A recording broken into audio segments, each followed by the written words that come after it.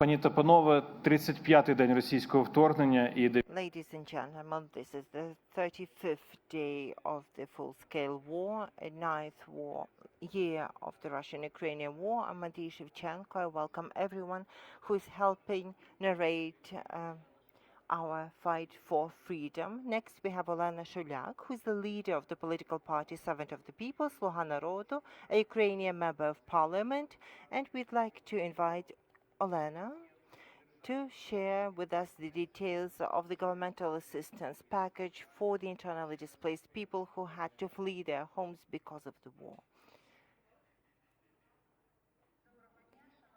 Good day, dear colleagues. About 10 million Ukrainians have had to leave their homes with the beginning of the full-scale military aggression of Russia because of this terrible war. Some have crossed the border, and about 6 million, including 2 million children, have decided to stay in Ukraine and are internally displaced people.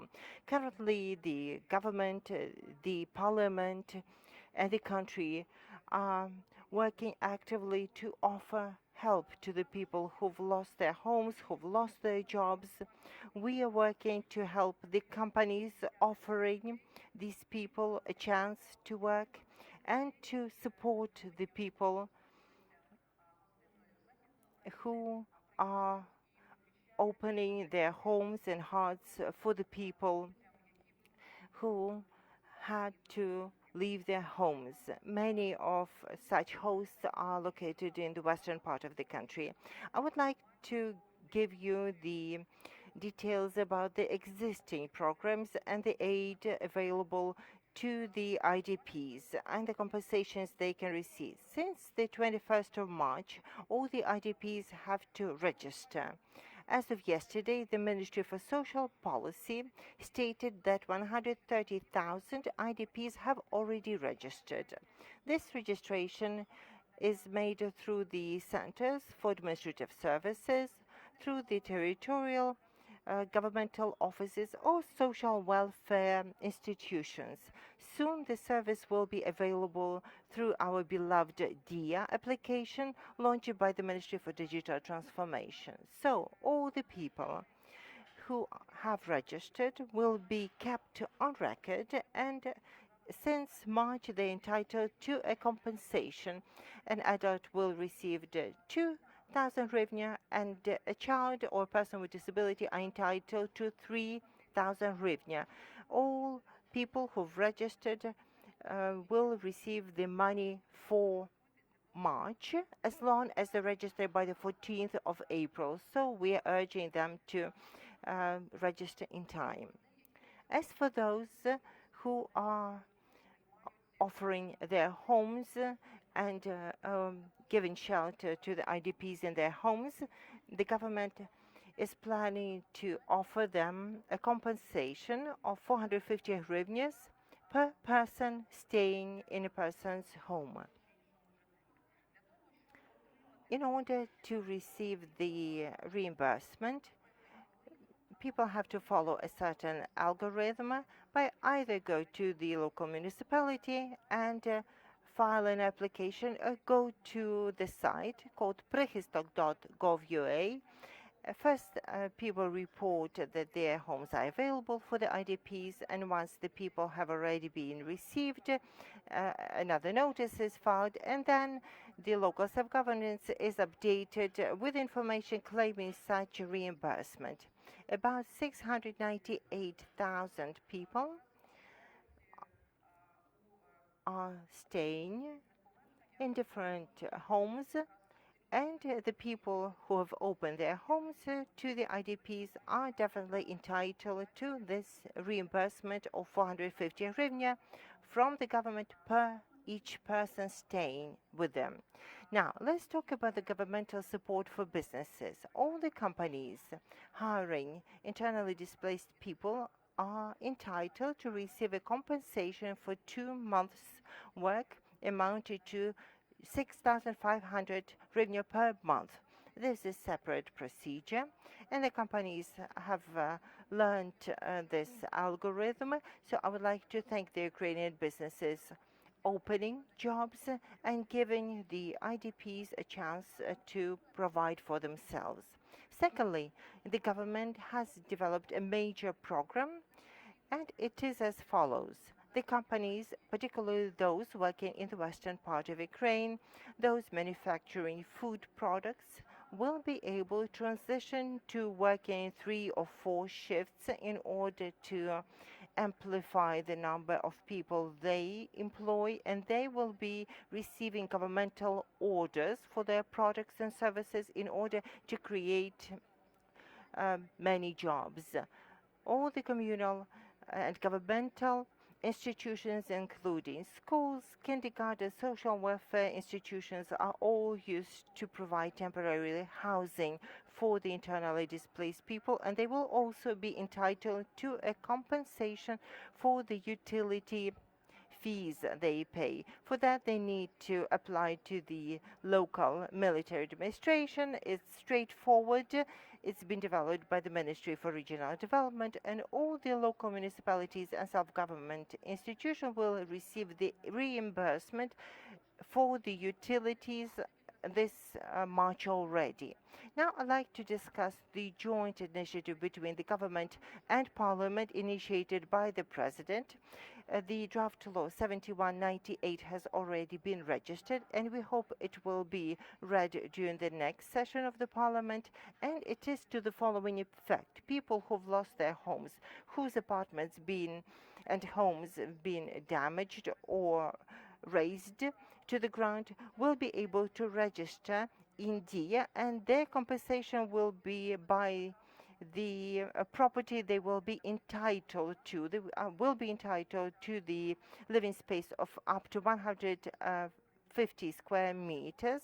This pertains to the residents of Ukraine, and this is important for the government to begin to make the calculation of the restoration effort, and the numbers are running into 100 million hryvnia to start working so that people would receive new homes. I know this is a major concern for many people, as a lot of cities have been reduced to rubble. And by this draft law, we are providing that when the people opt for the compensation with this living space, they can also choose a town to live in. If their apartment has been destroyed in Kharkiv, they can claim the same kind of apartment, but in any city in Ukraine. We hope this will help us collect the information so that we can use the information as evidence in prospective claims internationally, seeking compensation from the Russian Federation, and also to substantiate the plans to rebuild our country. Let's see if there are any questions in the audience. If you do have a question, please let me know. Serhiy Bykov, political consultant. My question is, the Minister of Infrastructure, Alexander Kubrikov, has stated that now the logistics is being re-engineered to export Ukrainian grain and cereals. In 2021, we exported 52 billion tons a year, but these days, because of obvious reasons, because of the blockage of the Ukrainian ports, this is difficult. Are we going to use the Ukrainian railway system and highway network to perform the contracts with our exporters to feed Egypt, in particular, that's been a major recipient of Ukrainian grain, as well as other countries, as the Food Organization of the United Nations stated there is a major risk of famine for a number of people because of the potential difficulties with the sowing campaign in Ukraine. So please tell us, how is the President, Government and Parliament of Ukraine, how are they tackling the problem? I know that regular meetings are held between the Minister of Infrastructure, Alexander Kubrikov, and the new Minister for Agrarian Policy, Mykola Solsky. Such meeting was held yesterday, and the logistical issue will be tackled and solved, and it's closely monitored by our government. And the question about food security of our country is also on top of our agenda to ensure that all people have food. I would add, for the sake of our foreign journalists following this topic, that Ukraine is now doing what's possible and much more to preserve the transportation links and build new ones, but we also realize that the threat to global food security is an apparent one, is a material one, and the only way to give a systemic resolution to the threat is to seize the Russian invasion in Ukraine and to restore life and operation in Ukraine and restore the transport infrastructure of Ukraine and the operation of the Ukrainian agrarian sector. You talked about compensation for Ukrainian people. How much has the government set aside? How much is it costing this war for you? Ми говоримо про компенсації. Скільки уряд відклав грошей на виконання цих?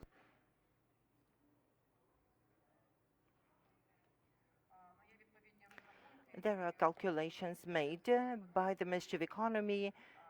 There are calculations that are made by the presidential office. It's 100 billion hryvnia of losses we've sustained. And to talk about the compensations that are to be paid by the Russian party to Ukraine, it's premature to give any estimate. To talk about the compensation that the government is planning to make to support the people, it goes into dozens billion hryvnia, but people need to receive the support, they need to feel the protection of the government, and all the funding we have available we're using to support the people and the businesses in these dire times. To follow up on this question, how important is international financial assistance for us to be able to maintain the living standards for the Ukrainian people in times of war? To talk about the draft that I mentioned today, 7198, that deals with the compensation of the property destroyed as a result of the Russian aggression in Ukraine. A fund has already been set up to deal with the renovation of the infrastructure and financial assistance from the international organizations, from different financial institutions, will be very much needed. We're expecting that it will be channeled into this fund that will then help people receive the newly built homes. What is Ukraine doing or plans to do to make Russia pay for the damage it inflicted on Ukraine, that it is continuing to conflict in Ukraine? Now we are amassing the information. There are different processes that have been organized through the Ministry for the Development of Territories and Communities. Others are organized by the Ministry for Digital Transformation, and I'm certain that there are groups of lawyers working at the task, and I'm certain that the damages inflicted on Ukraine will be estimated accurately, and Russia will pay for the damages it inflicted. More questions, perhaps? Serhiy Bykov, political consultant, with a question. The Minister for the Development of the Territories stated that 4,500 residential homes have been destroyed and over 500 social infrastructure institutions have been destroyed. It's straightforward for the residential homes. There will be a compensation procedure, and you've told us that, but how are we going to rebuild the social infrastructure? You will recall that resulting from the great building, a lot of social infrastructure has been built. So how much more will we need to invest to rebuild what's been damaged, to rebuild the country, and how are we going to get the money to do it? No expert today can give you a veritable number, as the information is being collected through the regions from the military administration about the social infrastructure already damaged. As for the information about the residential homes damaged or destroyed, when we rebuild, we cannot rebuild without putting the new infrastructure in place. You cannot build a new home without building a kindergarten or a school or playground or hospital. These will have to be comprehensive plans for the restoration, but to give you a specific number, it would be premature. No expert would undertake such an estimate. I have another question. Or rather, let's recap the governmental support for the internally displaced people. Let's address the IDPs watching us and tell them what they can expect. So they can expect direct governmental support once they've registered. Once they are registered, we're asking all those wishing to receive the governmental support for March. Please apply by April 14th in order to receive 2,000 per adult or 3,000 per child or a person with disability. Very shortly, de-application will also be in operation, and people can do it through de-applications, or they can go to the local municipality or the Center for Administrative Services. I'm sure that the Ministry for Digitalization will make this available for many people, and many will be able to register. If people have lost their homes, now the government is triggering a mechanism to record the loss, and we had the presidential address saying that the government will rebuild all homes. This is a presidential initiative which is already implemented by the government and the parliament, so that all people who've lost their homes, their property, would be able to claim it and receive it. Thirdly, the government is streamlining and simplifying the services, including administrative services that are made available across the country, education, etc. Absolutely. And the government is supporting the people who are offering their homes to receive, to welcome the IDPs, and 450 hryvnias will be paid per person if people are offering their homes for free. Then the government is helping them by paying this entitlement of 450 hryvnia.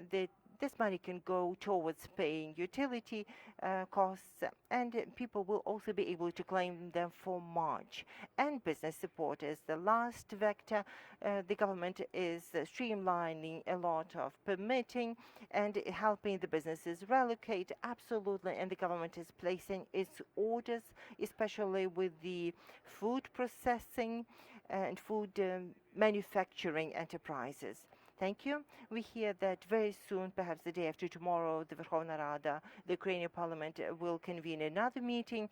Do you have any information about the next efforts of the Parliament?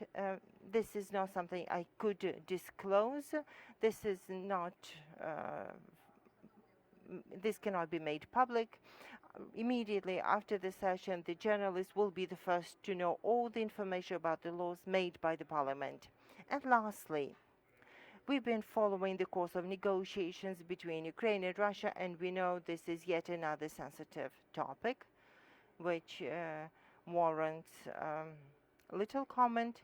But would you like to make a comment about the negotiations taking their course? I would like the negotiators to comment on this sensitive topic. For me, it remains to say that the incredible work, the incredible effort of the armed forces, the national effort of defense have made the negotiations possible in a much more constructive fashion. The issue of individual security of Ukraine, the security guarantees that would truly be effective for Ukrainians. All these points will be finalized. There's a lot of work to be done with the states that will be the security guarantors. A referendum needs to happen in Ukraine, and it cannot happen with Russian tanks on the ground. So we are firmly firm in our belief in our negotiators. We believe in our armed forces of Ukraine. We are bowing to the cities that are standing, and we are grateful to the local governments who are standing a united, resilient front to prevent enemy advances into Ukraine. Thank you. Olena Shuliak, the leader of the political party Servant of the People and a Ukrainian member.